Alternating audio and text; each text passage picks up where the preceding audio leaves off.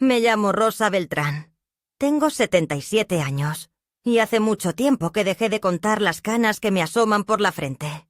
Siempre pensé que el tiempo se notaba primero en los ojos, en la espalda o en la memoria. Pero en mi caso fue en las manos. Mis dedos, largos y antes firmes, comenzaron a traicionarme hace unos años. Un leve temblor al servir el café, una vibración persistente al abotonar la blusa o al escribir mi nombre.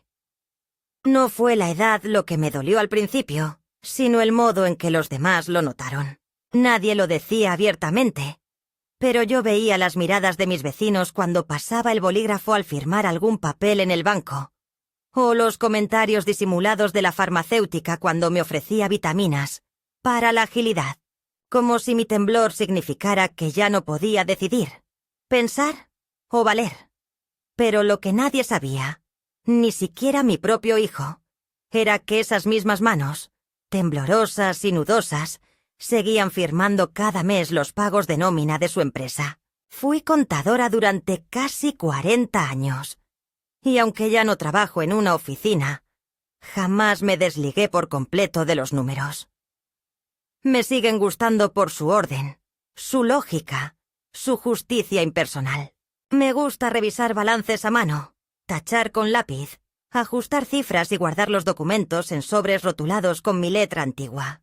Cuando mi esposo murió de forma repentina, Esteban tenía apenas 15 años. Y fue en ese mismo momento que entendí que debía convertirme no solo en madre, sino también en columna vertebral. Para sostener su futuro, y también el mío, abrí un pequeño despacho de asesoría contable en el centro de Pachuca, donde vivíamos entonces. Recibía comerciantes, maestros, dueños de tienditas, pequeños empresarios. Les ayudaba a cuadrar libros, a registrar sus gastos, a entender el lenguaje seco de Hacienda. Con cada factura bien armada, con cada declaración enviada, sentía que había construido una pieza más de la seguridad de mi hijo. Esteban fue un buen muchacho, estudioso, ordenado, respetuoso. No era especialmente afectuoso, pero tenía un modo callado de agradecer, con actos más que palabras. Cuando abrió su primer negocio, un localito de hamburguesas con 3 mesas y un refrigerador prestado, me pidió ayuda para registrarlo legalmente. Recuerdo que lo hicimos con mi cédula profesional, porque él, en ese entonces, no tenía ninguna. «Es solo por mientras, mamá», me dijo. «En cuanto pueda, lo paso a mi nombre». Pero el tiempo pasó y nunca insistió en hacer el cambio. Yo tampoco. Me gustaba sentir que aún era útil, que no estaba simplemente sentada viendo pasar los días. Empezó con un restaurante, luego abrió otro, y otro más. La cadena creció, y aunque contrató contadores nuevos, siempre me pedía que supervisara la nómina. Decía que confiaba en mis ojos más que en cualquier software. No era raro que me llevara papeles a casa para que los revisara. Yo los leía con paciencia, corregía errores y firmaba. Cada cheque, cada dispersión de salario, cada pago a proveedores importantes tenía mi firma, mi validación, mi huella. Pero eso no se decía en ninguna parte.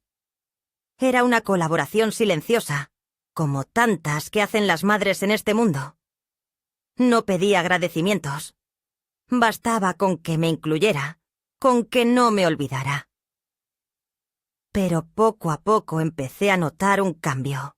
Esteban comenzó a moverse en otros círculos. Invirtió en decoración moderna, cambió su forma de vestir, se compró un auto de lujo y empezó a hablar de imagen corporativa, como si fuera un ejecutivo internacional. A su lado, me fui sintiendo cada vez más pequeña. Me llamaba menos, ya no me pedía consejo, y cuando me presentaba en reuniones era como si yo fuera solo un apéndice de su pasado. Mi mamá, la que me ayudó cuando empecé, decía a veces, no la que todavía me sostiene. No la que firma mis pagos. Solo la que me ayudó, en pasado, como si ya no tuviera voz ni voto. Una vez, en una comida con su equipo administrativo, se burló de mis manos. Estaba yo intentando abrir una botella de agua cuando se me resbaló un poco. Nada dramático, apenas un temblor. Esteban lo notó, se rió y dijo algo como: «Ya no puede ni abrir una botella sin parecer maraca». Todos se rieron, como si fuera una broma inofensiva, pero a mí me caló hondo. No tanto por lo que dijo, sino por cómo lo dijo, delante de otros, como si mis temblores fueran ahora un defecto que se podía exhibir. Yo sonreí, claro, como he hecho toda mi vida para no incomodar. Pero ese día volví a casa con un nudo en la garganta, con un silencio espeso que me acompañó hasta el sueño. No era solo la burla, era lo que simbolizaba. Ya no me veía como la mujer que lo ayudó a levantarse, sino como una anciana que estorba. Mis manos tiemblan, sí. Pero también tiembla la tierra antes de abrirse. También tiembla el aire antes de una tormenta. No hay que subestimar lo que tiembla. En esas manos que él desprecia firmé la compra de su primer horno industrial, la renta de su primer local, los sueldos de sus cocineros. Y aún hoy, cada 15 días, cuando aprieta el botón de enviar las nóminas, lo hace sobre un sistema que tiene mi nombre como respaldo fiscal. Él lo sabe, pero ha decidido olvidarlo. Y yo ya no sé si me duele más que lo olvide o que nunca le haya importado. He vivido sola desde que enviudé. La casa es pequeña, pero está llena de historia. El sillón donde Esteban aprendió a leer, la mesa donde partimos el pan durante décadas, la repisa donde guardo las fotos que él ya no mira. A veces me visita su hija, mi nieta Camila. Es una niña dulce, intuitiva. Me observa con esa mezcla de amor y curiosidad que solo tienen los niños cuando descubren que sus abuelas también fueron jóvenes alguna vez. Ella es el único lazo vivo que aún siento con esa parte de la familia que ayudé a construir. Con ella no tiemblo. Le cuento cuentos, le enseño a sumar, le preparo galletas. Sus ojos son el espejo en el que todavía me reconozco. Me he acostumbrado al temblor. A veces hasta lo veo como un ritmo interno, como un recordatorio de que sigo viva. Pero lo que no aceptaré es que se confunda temblor con debilidad, ni vejez con inutilidad. No estoy buscando gloria ni reconocimientos, solo quiero que no me borren, que no me conviertan en un mueble que estorba en la oficina, en una firma decorativa que pronto será eliminada. Quiero decidir cuándo es tiempo de soltar. Y si el momento se acerca, quiero que sea con dignidad, no con burlas. Porque una cosa es envejecer, y otra muy distinta es dejar que te desaparezcan en vida. Era un viernes de marzo. Uno de esos días en los que el sol golpea las ventanas sin clemencia, pero el aire sigue siendo fresco. Como si el clima también estuviera confundido entre avanzar o quedarse atrás. Yo había pasado la mañana revisando unos documentos de la empresa, como siempre, desde la mesa de mi cocina. Me había acostumbrado a ese lugar, donde el reloj cuelga torcido desde hace años, y la luz entra filtrada por las cortinas de encaje. Tenía mis papeles ordenados, los sobres etiquetados con letra firme a pesar de los temblores, y el café tibio a un lado. En el celular, un mensaje de Esteban apareció de pronto, escueto como siempre.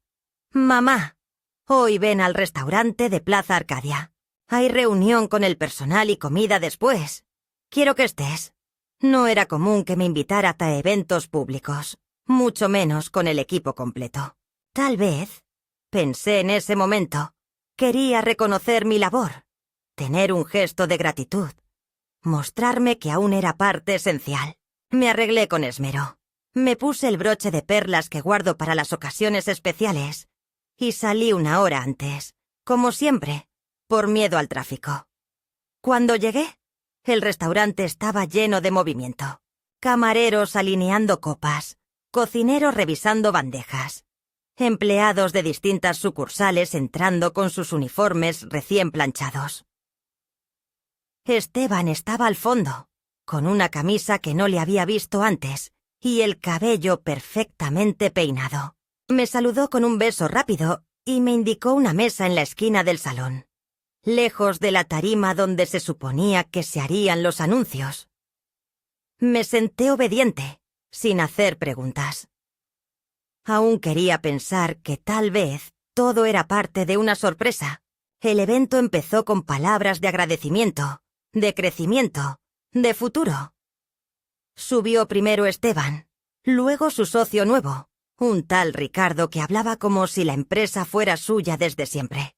Mostraban gráficos, cifras de expansión, hablaban de consolidación financiera y modernización tecnológica. Cuando mencionaron la reestructuración interna para optimizar procesos administrativos, algo en mi estómago se tensó. Era un lenguaje que conocía bien. Significaba despidos, reemplazos, reacomodos. Miré a Esteban, esperando alguna señal, pero sus ojos evitaban los míos. Después vino la parte social. Comida servida en bandejas, brindis, risas. Me quedé en mi rincón, saludando con la cabeza a quienes pasaban. Pocos se acercaban. Tal vez por respeto, tal vez por no saber quién era esa mujer mayor, sentada sola, con un vaso de agua entre las manos. Entonces ocurrió. Esteban estaba rodeado por algunos supervisores. Uno de los cocineros le hizo una pregunta sobre la nómina. Algo trivial. Y él, riendo, dijo en voz alta: «Pregúntale a mi mamá si logra firmarlo sin romper el papel con el temblor». Las carcajadas no se hicieron esperar. Incluso alguien aplaudió. Yo me quedé inmóvil. El vaso en mi mano tembló más fuerte. No fue la frase en sí, sino la forma en que lo dijo. El tono burlón, casi avergonzado, como si ya no supiera qué hacer conmigo, como si necesitara convertir mi fragilidad en chiste para reforzar su imagen de empresario fuerte. Estaba rodeado de gente joven, ambiciosa, con títulos recientes y aires de grandeza. Yo, con mis 77 años, con mis carpetas amarillentas y mis métodos manuales, ya no encajaba en su mundo reluciente. Me quedé allí, tragándome la humillación como quien traga una espina. Una camarera joven, con el rostro lleno de incomodidad, se me acercó después y me dijo en voz baja: «Doña Rosa, si yo cobro puntual cada quincena es gracias a usted. Usted es la única que revisa todo. No deje que la traten así». Le agradecí con una sonrisa que no llegó a los ojos, y me guardé sus palabras en el pecho como una moneda de oro. De esas que uno acaricia cuando todo alrededor se desmorona. Volví a casa con paso lento. No quise esperar a que terminara el evento. Me fui sin hacer ruido, como he hecho toda mi vida, cuando sentí que sobraba. En el taxi, mientras observaba los árboles pasar como sombras largas, repasé cada palabra de mi hijo. Su voz aún resonaba en mi oído como una bofetada pública. Me pregunté cuándo fue que comenzó a verme como una carga y no como la base. Tal vez fue gradual, como el óxido en las bisagras o el polvo en las fotos viejas. Quizás yo también contribuí, siendo siempre la que decía que sí, la que no exigía lugar, la que trabajaba desde la sombra sin pedir protagonismo. Creí que el amor se demostraba así, en silencio, con hechos, con constancia, pero ahora empezaba a sospechar que ese silencio se había convertido en mi condena. Me borraron tan despacio que ni yo me di cuenta. Al llegar, dejé el bolso sobre la mesa, Me quité los zapatos con movimientos torpes y me serví una taza de té, aunque ya no tenía hambre ni sed. Me senté frente al archivador donde guardo todos los papeles importantes. Balances, actas, contratos, cheques firmados. Saqué una carpeta de color verde, la más antigua, donde aún se leía el nombre del primer restaurante con letra manuscrita. Sandwich Real. Dentro estaban los documentos originales de constitución legal, todos con mi firma, con mi cédula profesional. Años de papel sobre papel, de esfuerzo acumulado.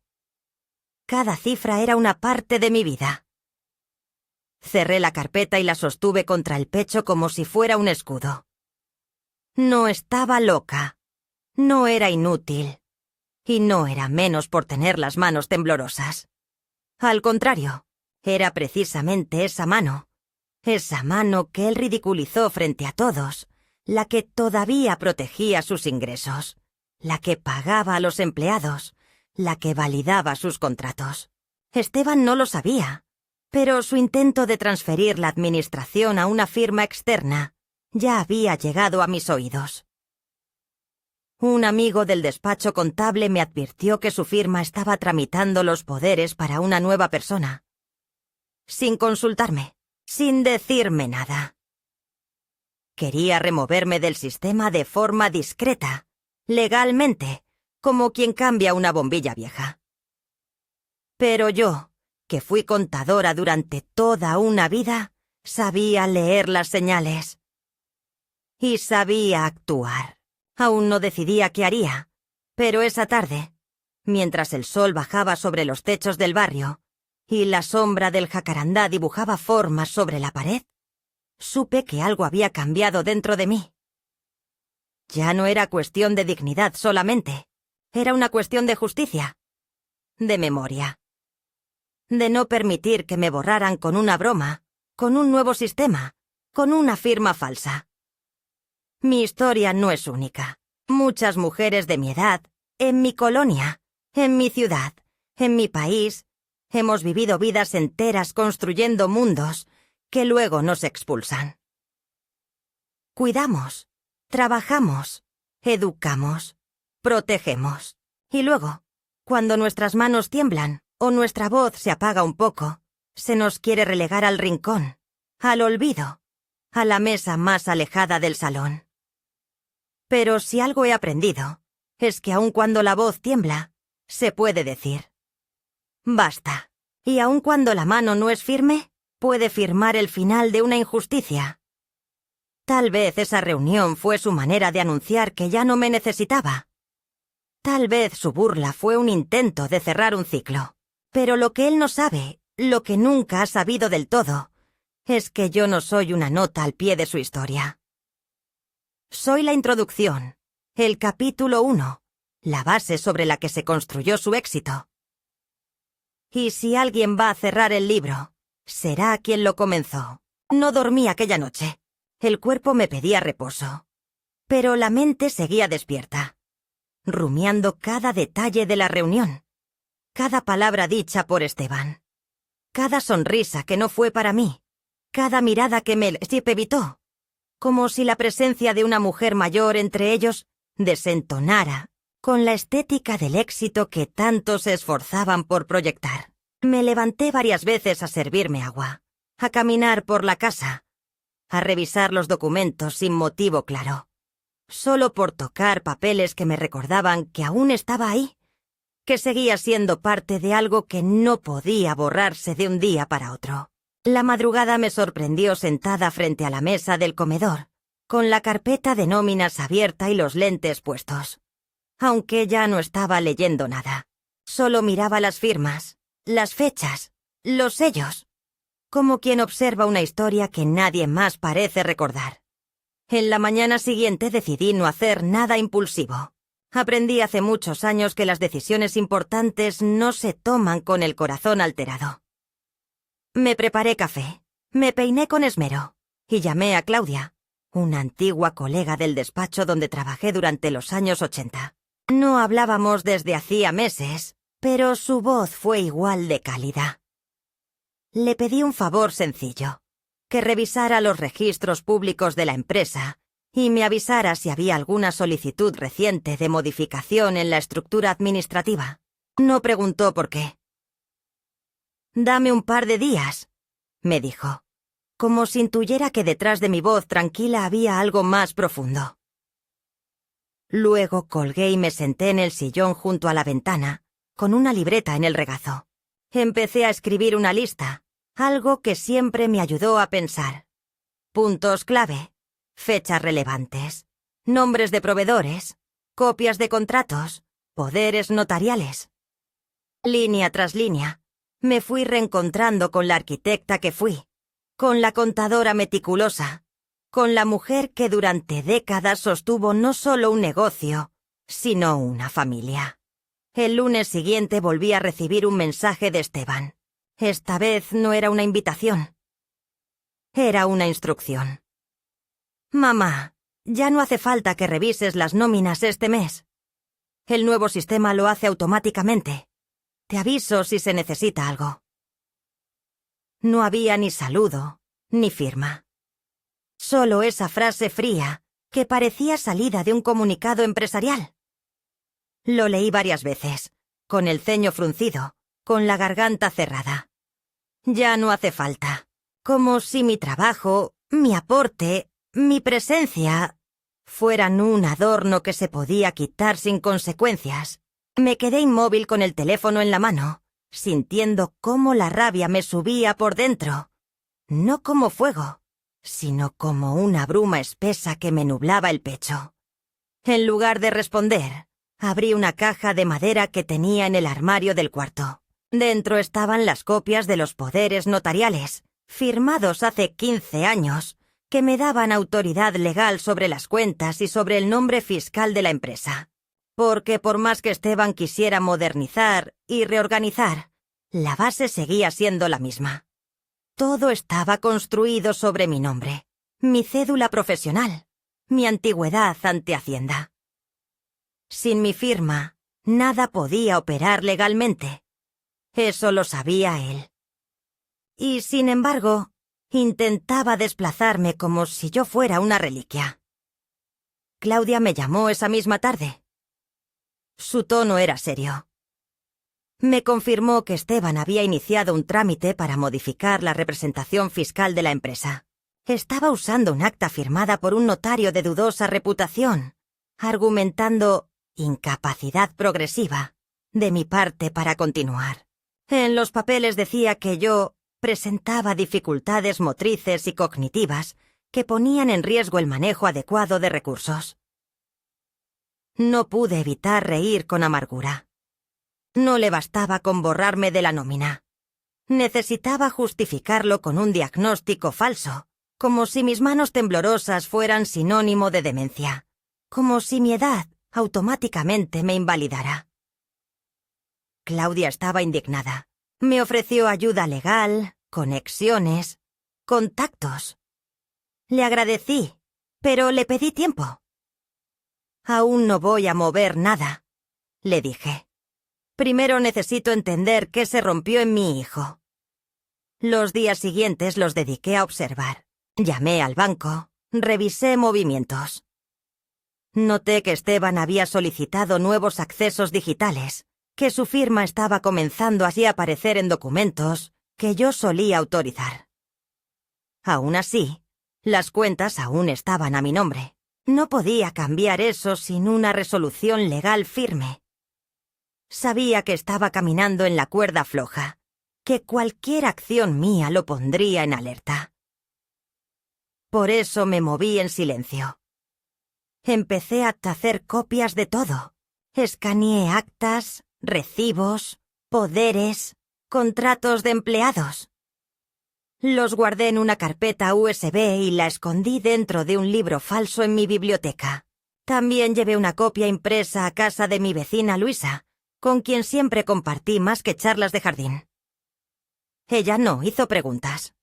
Solo me ofreció café y me dijo: «Aquí estás segura, lo que sea que guardes». No hubo confrontación inmediata. Esteban no volvió a escribirme en una semana. Su silencio hablaba más que cualquier frase. Supe por otras personas que había cambiado de oficina, que estaba cerrando alianzas con una firma de tecnología de Monterrey. Decía que quería llevar el negocio al siguiente nivel. Pero yo conocía ese lenguaje. Lo había oído durante años en boca de empresarios que desmantelaban equipos para ahorrar costos, que modernizaban solo para reducir humanidad. Y lo más doloroso era entender que mi hijo se estaba convirtiendo en uno de ellos. Camila, mi nieta, me visitó un sábado. Llegó con una bolsa de pan dulce y una sonrisa. Le brillaban los ojos, como siempre. Pero también traía una pregunta que no supe cómo responder. ¿Por qué ya no vas al restaurante, abuela? Papá dice que estás cansada. La miré fijamente, sintiendo un nudo en el estómago. No podía explicarle la verdad. No a ella. Solo respondí. A veces los adultos creen saber lo que es mejor. Pero se equivocan. Me abrazó fuerte, como si supiera más de lo que decía. Me preguntó si podía ayudarme a poner la mesa, y durante un rato compartimos silencio y migajas de concha, como si el mundo no estuviera desmoronándose fuera de mi cocina. La semana siguiente recibí una llamada que me hizo detenerlo todo. Era del despacho contable que trabajaba con la empresa. Una joven llamada Romina me pedía confirmar una modificación de titularidad. Solo necesitamos que nos firme electrónicamente un archivo, señora Rosa. Es para formalizar el traspaso operativo. Su voz era dulce, pero sus palabras estaban envenenadas. Le pedí que me enviara el documento para revisarlo con calma. Al abrirlo, vi que era un formulario para renunciar a todos mis derechos legales sobre la empresa. Lo estaban haciendo. De verdad. Esteban estaba intentando eliminarme de la historia con un simple clic. No respondí. No firmé. En su lugar, llamé a Armando, mi abogado de confianza desde hace 30 años. ¿Estás lista?, me preguntó sin rodeos. Sí, le dije. Pero quiero hacerlo sin ruido. Aún no quiero pelear. Quiero protegerme, no destruir. Quedamos en vernos esa misma tarde. Llevé todos mis documentos, los originales, las copias, los respaldos. Revisamos punto por punto. Armando quedó sorprendido por la claridad con la que había previsto todo. «Estás mejor preparada que la mitad de los clientes jóvenes que tengo», dijo con una media sonrisa. «Porque soy contadora y soy madre», respondí. «Y ninguna de las dos cosas se hace a medias». Esa noche, después de dejar firmado un documento que bloqueaba cualquier intento de transferencia sin mi autorización notarial directa, regresé a casa sintiéndome más ligera. No más ingenuidad. No más esperar que Esteban recapacitara por sí solo. Ya no era solo una cuestión legal. Era un acto de defensa, de dignidad, de verdad. No quería venganza. Solo verdad. Y si esa verdad significaba incomodar, que así fuera. Me senté en el mismo sillón de siempre, con la carpeta de nóminas aún sobre la mesa. Toqué mis manos, temblorosas, pero vivas. Y me dije, con voz baja pero firme: «Ahora es mi turno». Que tiemblen los que pensaban que yo no era nadie. La semana transcurrió entre papeles, suspiros y recuerdos. Era curioso cómo, a pesar de todo el dolor que empezaba a acumularse en mí, aún conservaba la disciplina casi sagrada de levantarme a las 6, preparar café con el mismo ritual de siempre y revisar los correos con la mirada entrenada de quien lleva una vida filtrando detalles. Mi cuerpo seguía cumpliendo, aunque la espalda doliera un poco más al agacharme, aunque las manos fueran un reflejo inquieto de mi interior. Lo que había cambiado no era el cuerpo, sino el alma. Y esa transformación Ese dolor que se instala en silencio y se vuelve parte de una misma, era más difícil de llevar. Lo que más me pesaba era la conciencia de que Esteban no me había quitado nada sin aviso. Había estado preparándolo todo, poco a poco, con cálculo y paciencia, como si yo fuera un mueble que había que reemplazar sin escándalo. Una tarde de miércoles, mientras acomodaba unas cajas con documentos antiguos, encontré una carta que él me había escrito en la universidad. Fue durante su segundo año. La letra era un joven, segura. Decía: «Mamá, gracias por no dejarme caer nunca. Sé que este camino también es tuyo. Te amo». Leí esas líneas una y otra vez, preguntándome cuándo se había roto ese hilo que nos unía. ¿Qué clase de ceguera o ambición podía transformar un «te amo» en un «ya no haces falta»? Tal vez nunca dejó de amarme, me dije en un intento de consuelo. Tal vez simplemente aprendió a amar el poder más que a las personas. Cerré la caja con cuidado, como quien entierra una cápsula del tiempo que ya no espera desenterrar. Esa misma noche recibí una llamada de Armando. Me avisaba que los abogados de Esteban habían presentado una petición para desconocer mi firma como válida por condición degenerativa crónica. El término era tan vago como cruel, y aunque legalmente era improcedente, por dentro sentí el puñal de la desconfianza. Mi propio hijo estaba construyendo un expediente contra mí, y lo hacía con la frialdad de quien estructura una estrategia, no con el temor o el dolor de un hijo preocupado.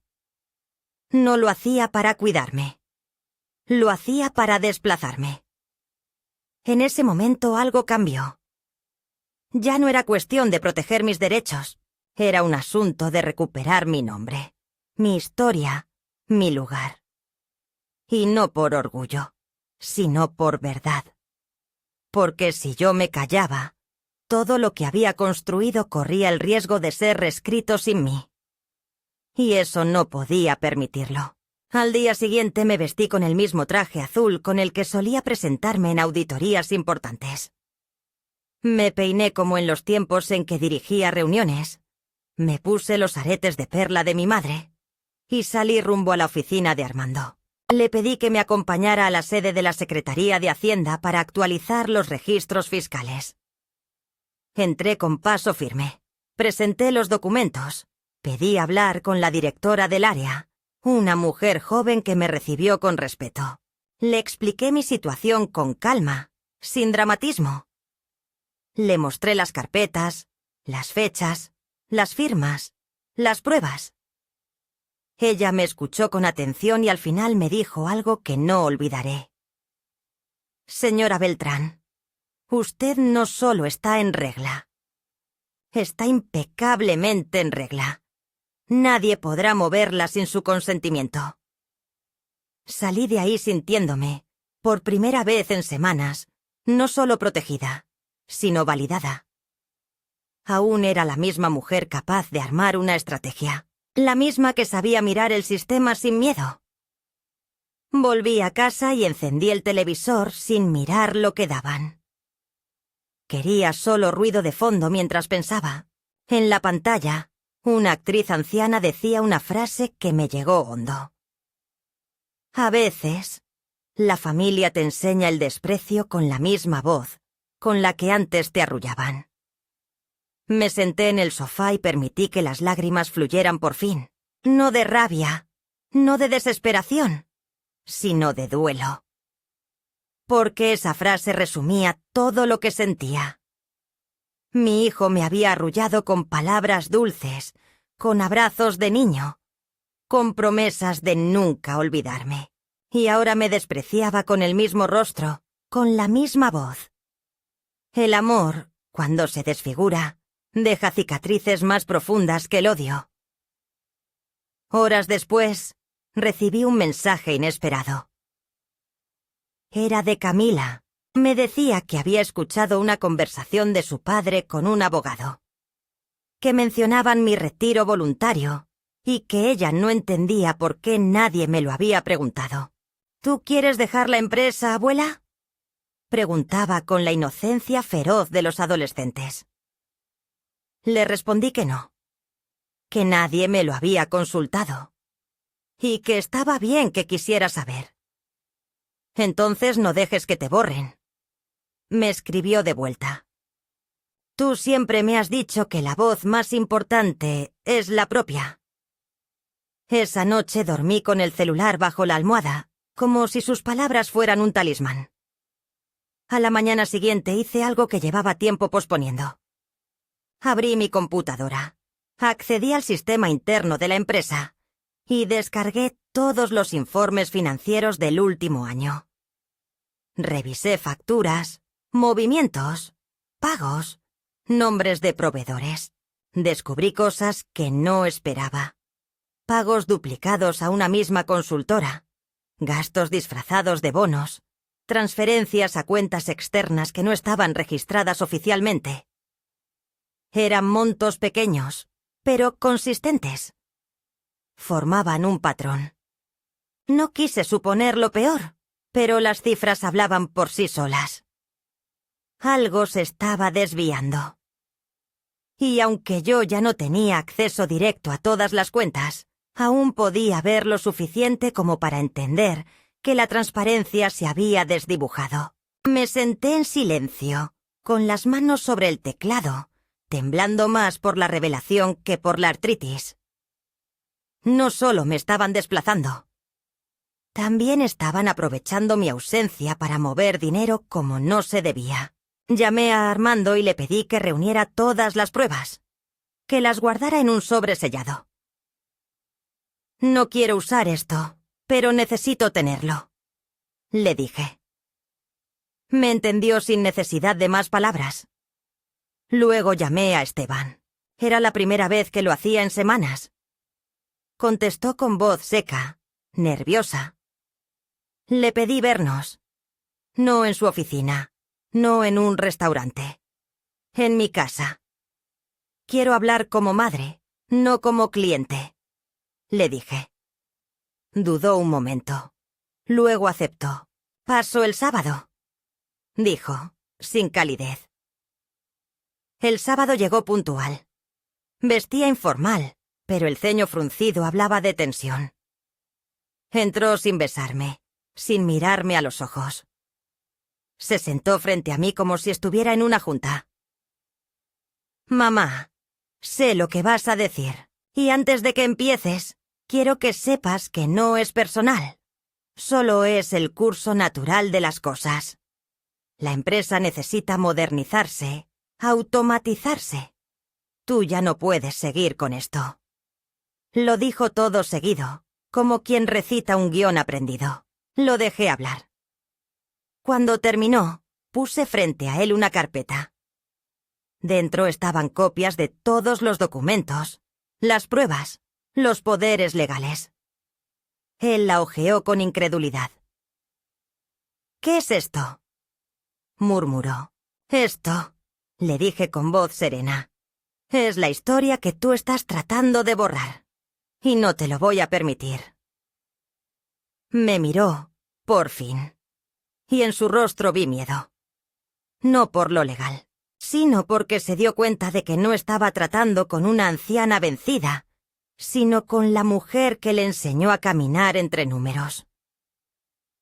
«No quiero destruirte», le dije. «No quiero escándalos, pero tampoco voy a desaparecer solo porque ahora te molesta que tiemble al escribir. Mis manos pueden temblar, Esteban, pero aún saben firmar. Y saben sostener». No dijo nada por un largo momento. Luego cerró la carpeta, respiró hondo y dijo lo que más me dolió. «No pensé que llegarías tan lejos». Lo miré, con el corazón hecho cenizas, y respondí. «Yo tampoco pensé que tú llegarías tan bajo». Salió de casa sin mirar atrás.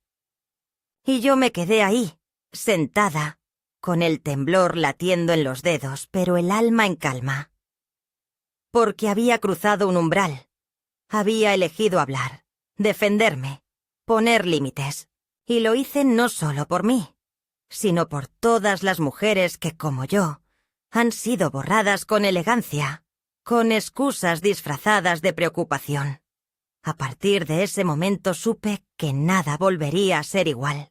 Pero también supe que por primera vez en mucho tiempo, yo volvía a ser yo. Íntegra, completa, visible. Después de aquel encuentro con Esteban, en el que nuestras palabras se convirtieron en cuchillas afiladas, supe que la herida no sanaría fácilmente. Los días siguientes transcurrieron en una calma tensa, como la superficie de un lago que oculta corrientes traicioneras. No hubo llamadas, ni mensajes, ni intentos de reconciliación. El silencio se convirtió en el lenguaje de nuestra relación, un idioma que ambos entendíamos, pero que ninguno deseaba hablar. En mi interior, una mezcla de tristeza y determinación comenzaba a gestarse. Había dedicado mi vida a construir esa empresa, a sostenerla con mis manos, ahora temblorosas, pero aún firmes en su propósito.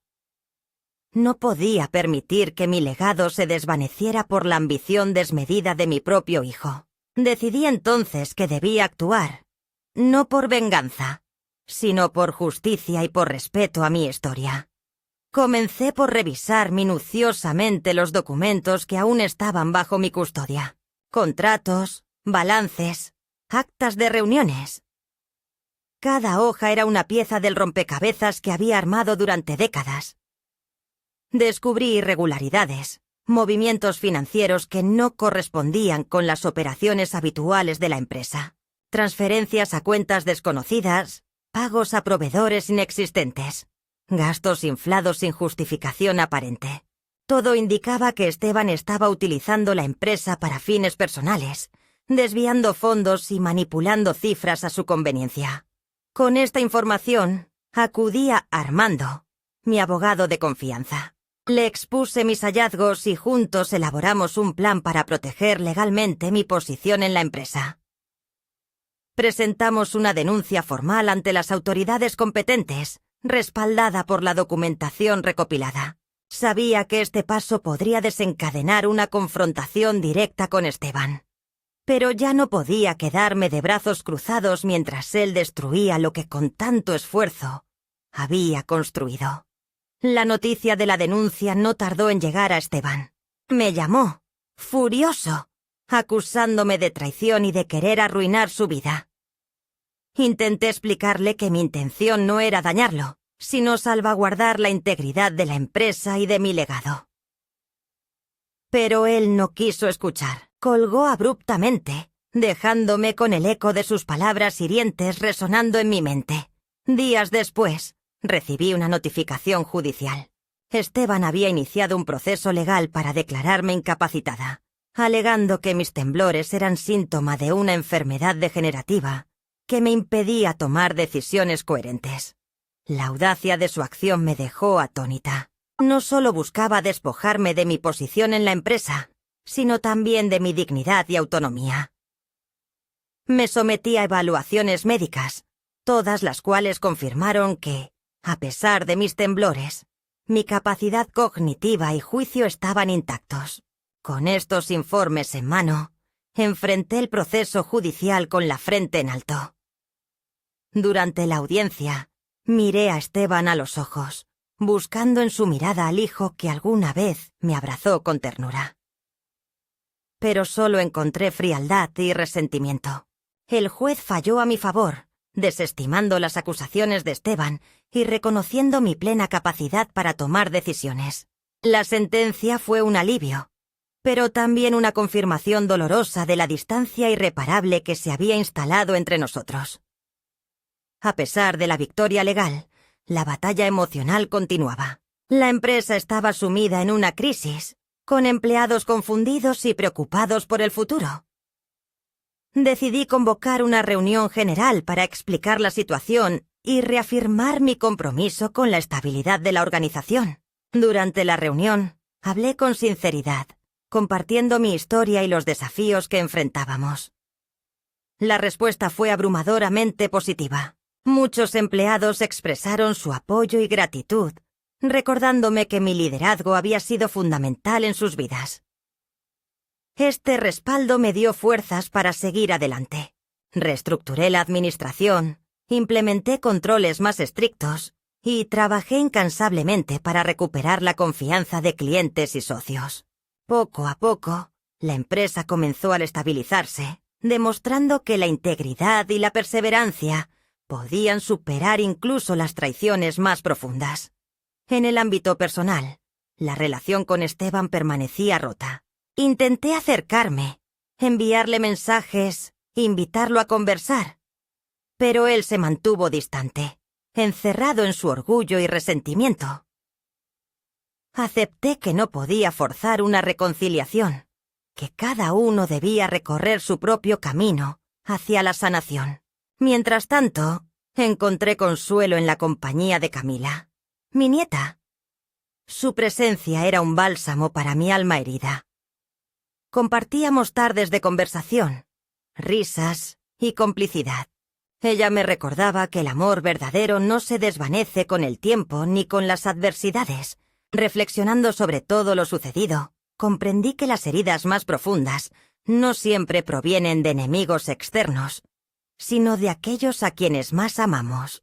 Pero también entendí que la fortaleza reside en la capacidad de mantenerse fiel a uno mismo, de defender lo que es justo y de seguir adelante con dignidad. Mi historia no es única. Muchas mujeres han enfrentado traiciones similares, han sido subestimadas y relegadas. Pero cada una de nosotras tiene el poder de alzarse, de reclamar su lugar y de escribir su propio destino. Y aunque las manos tiemblen, el corazón puede mantenerse firme. La mañana del lunes amaneció con una claridad inusual, como si el cielo quisiera ofrecerme una tregua antes de la tormenta que se avecinaba. Me levanté temprano, preparé mi café con la meticulosidad de siempre y me senté en el sillón junto a la ventana, observando cómo los primeros rayos de sol iluminaban las hojas de los árboles. Sabía que ese día marcaría un antes y un después en mi vida, y necesitaba un momento de calma antes de enfrentar lo inevitable. Había decidido convocar una reunión extraordinaria con el consejo administrativo de la empresa. Era hora de poner todas las cartas sobre la mesa y confrontar a Esteban frente a aquellos que habían sido testigos de mi dedicación y esfuerzo durante tantos años. No buscaba venganza, sino justicia y reconocimiento. Al llegar a la sala de juntas, sentí una mezcla de nerviosismo y determinación. Los miembros del consejo me saludaron con respeto, aunque percibí cierta tensión en el ambiente. Esteban ya estaba allí, sentado en su habitual postura confiada, con una expresión que intentaba ocultar su incomodidad. Inicié la reunión exponiendo los hechos. Las irregularidades financieras, los intentos de despojarme de mi posición, las maniobras legales para declararme incapacitada. Presenté documentos, pruebas, testimonios. Cada palabra que pronunciaba era un golpe directo a la fachada que Esteban había construido. Él intentó defenderse, alegando que sus acciones buscaban modernizar la empresa y asegurar su futuro, pero sus argumentos se desmoronaban ante la evidencia irrefutable. Los miembros del consejo comenzaron a cuestionarlo, a expresar su desconcierto y decepción. La atmósfera se volvió densa, cargada de emociones contenidas. En un momento de la discusión, Esteban se levantó abruptamente y con voz temblorosa me acusó de aferrarme al pasado, de no saber cuándo ceder el control. Sus palabras resonaron en la sala, pero lejos de intimidarme, fortalecieron mi convicción. Me puse de pie y, mirándolo directamente a los ojos, le respondí que no se trataba de control, sino de respeto y gratitud, que mis manos temblorosas habían firmado cada cheque, cada contrato, cada documento que había permitido que esa empresa existiera, que merecía algo más que ser relegada al olvido. El silencio que siguió fue ensordecedor. Finalmente, el presidente del consejo tomó la palabra y expresó su apoyo hacia mí. reconociendo mi invaluable contribución y proponiendo una reestructuración que garantizara mi participación activa en las decisiones clave de la empresa. La propuesta fue aprobada por unanimidad. Esteban, visiblemente derrotado, abandonó la sala sin decir una palabra. Sentí una mezcla de alivio y tristeza.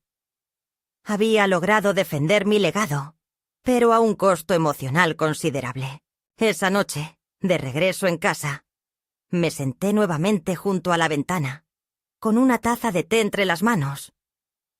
Observé las estrellas y reflexioné sobre lo sucedido.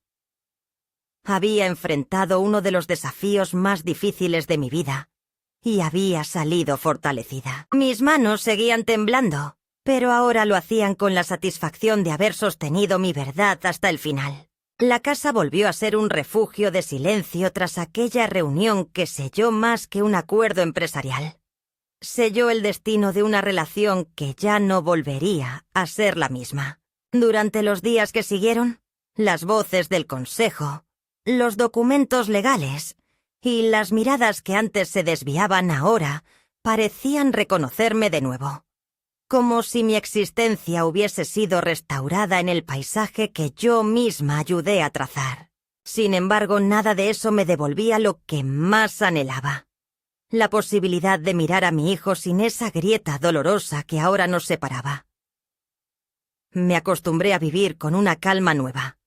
Una calma no vacía, sino digna. Seguía trabajando unas horas por la mañana, revisando balances, entrenando a una nueva generación de contadores jóvenes con la paciencia de quien sabe que enseñar también es resistir al olvido. Mis tardes se llenaban de té tibio, de paseos lentos por el jardín trasero y de las visitas de Camila, que se volvieron más frecuentes, más dulces, más necesarias. Ella no hablaba del conflicto, no tomaba partido. Simplemente me abrazaba con una ternura que ninguna resolución legal podía ofrecer. Una tarde, mientras organizábamos fotografías antiguas para un álbum que quería regalarme por mi cumpleaños, encontró una imagen en blanco y negro donde Esteban, aún niño, me sostenía la mano en una ceremonia escolar. Su sonrisa era amplia. Sus ojos buscaban los míos con una devoción absoluta. Camila me miró con seriedad y dijo: «Papá no siempre fue así, ¿verdad?». No supe qué responder. ¿Qué podía decirle a una niña que aún creía que los adultos podían cambiar si se les hablaba con amor? Solo le dije: «Tu papá fue muchas cosas, y yo también. A veces cambiamos sin darnos cuenta. Lo importante es no olvidar quiénes fuimos antes de cambiar». Ella sintió, como si entendiera más de lo que decía. Con el tiempo, la empresa volvió a funcionar con estabilidad. Mi nombre, que estuvo a punto de ser borrado de cada documento, ahora figuraba no solo en los archivos, sino en las decisiones. Aprendí a delegar sin desaparecer, a estar sin imponerme. No volví a ver a Esteban en meses. Mantenía su distancia, apareciendo solo en lo estrictamente necesario, con un tono respetuoso pero helado, como si yo fuera una figura institucional y no su madre. Lo acepté. No se puede obligar a un hijo a recordar lo que no quiere, y yo ya no tenía fuerzas para mendigar presencia. Un domingo por la mañana, mientras barría la entrada de casa, vi su auto detenerse frente a la acera. Se bajó con las manos en los bolsillos, sin prisa, sin escolta. Lo vi caminar hacia mí, y por un instante creí que iba a hablar. Pero solo me saludó con un leve gesto de cabeza. Le devolví el saludo en silencio. Me dijo que había pasado por casualidad, que venía de visitar un proveedor cercano. Le ofrecí un té. Dudó un momento y luego aceptó. Entramos en casa y nos sentamos en la misma mesa donde tantas veces había hecho su tarea, donde lloró por su primera desilusión amorosa, donde comimos pan con nata los domingos. No hablamos del conflicto. No se disculpó. No lo hizo falta. Pero mientras bebía su té en silencio, me miró las manos. No con burla. Con algo que parecía tristeza, y dijo: «Ya no tiemblan tanto». Le respondí sin rencor: «Solo tiemblan cuando algo me duele». Hubo un silencio largo. Luego me preguntó si aún tenía las fotos de su infancia. Le dije que sí, que nunca las había guardado por completo, que el pasado no se borra ni con rabia ni con poder. Nos despedimos sin promesas, pero también sin resentimiento. Sabía que no volvería a ser el hijo que me tomaba la mano con confianza, y quizás yo tampoco era ya la madre dispuesta a cubrirlo todo con ternura. Pero había algo que se había salvado: la memoria compartida. La certeza de que, pese a todo, habíamos sido familia antes de ser contrincantes. Y eso, aunque no se traduzca en abrazos, tiene un valor secreto. Hoy, cuando el temblor vuelve a mí por las mañanas, ya no lo maldigo. Lo observo como quien mira una campana vieja. Sé que aún puede sonar si alguien tiene el coraje de hacerla vibrar. Mis manos, las mismas que él quiso enterrar en el olvido, aún firman. A veces firman documentos, a veces cartas para mí misma, a veces, simplemente, la paz con el pasado. Porque al final, no es la estabilidad lo que da dignidad a una mano, sino lo que ha sostenido. Y yo, aunque tiemble, he sostenido más de lo que muchos se atreven a mirar.